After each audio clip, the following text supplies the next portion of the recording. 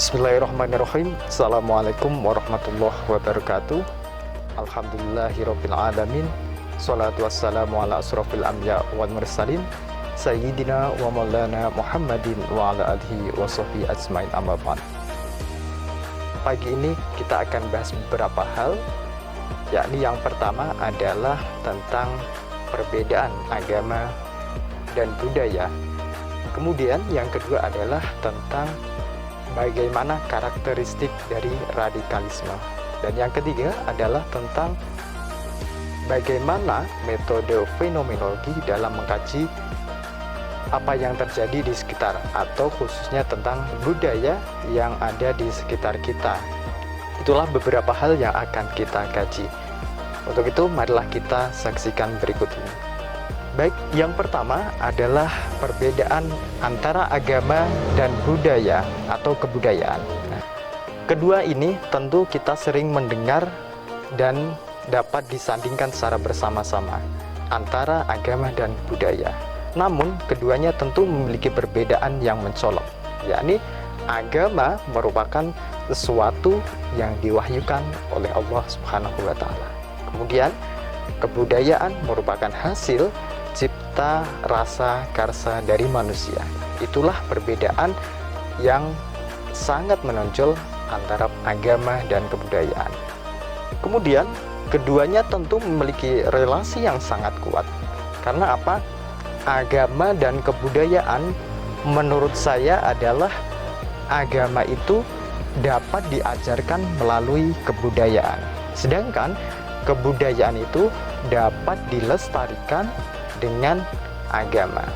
Inilah relasi antara keduanya. Jadi contohnya yang dilakukan oleh para wali songo, yakni menyebarkan agama Islam melalui kebudayaan. Contohnya apa? Dengan menggunakan wayang, dengan menggunakan gending-gending, ataupun hal-hal lain yang berupa kebudayaan dari hasil cipta rasa karsa dari manusia. Nah, inilah salah satu contoh kebudayaan yang dapat digunakan dalam menyebarkan agama Islam, atau istilahnya metode atau caranya.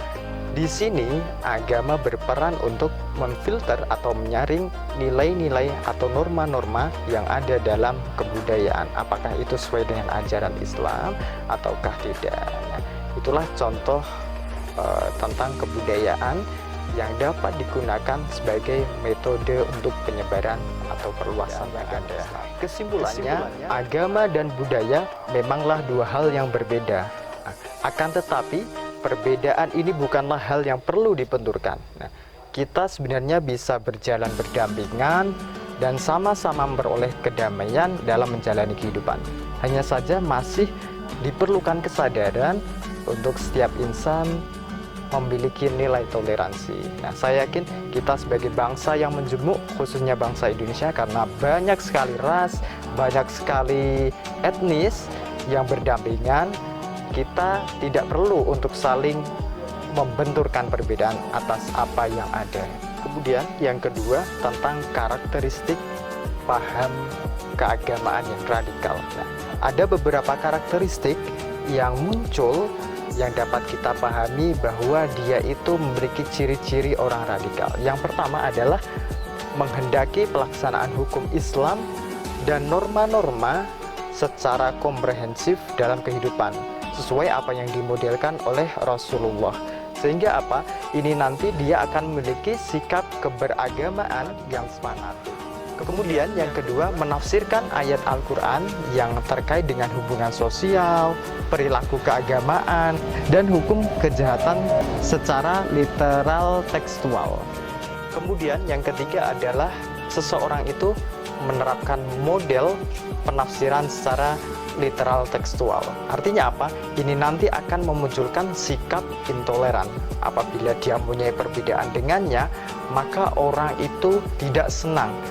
Dia akan berusaha bagaimana seorang itu dapat berubah sesuai apa yang dia kerjakan. Dengan pendekatan ini, dia itu cuma mempunyai dua hal. Contohnya ada haram, halal, baik dan buruk. Itulah paham literal tekstual. Interpretasi semacam ini nanti akan memunculkan sikap tindak kekerasan. Apabila dia melihat perilaku yang tidak sesuai dengan pemahamannya, maka dia akan berusaha dengan bagaimanapun caranya, bisa saja sampai dengan kekerasan, maka dia akan melakukannya. Itulah beberapa karakteristik yang ada dalam radikalisme. Kemudian yang ketiga adalah metode fenomenologi dalam mengkaji hal-hal yang terjadi di sekeliling kita. Contohnya, ada peristiwa ziarah kubur. Nah, seorang fenomenolog ketika melihat fenomena ziarah kubur, maka dia tidak akan terburu-buru dalam menilai fenomena tersebut. Seorang fenomenolog tentu tidak akan terburu-buru dalam melihat fenomena ziarah kubur.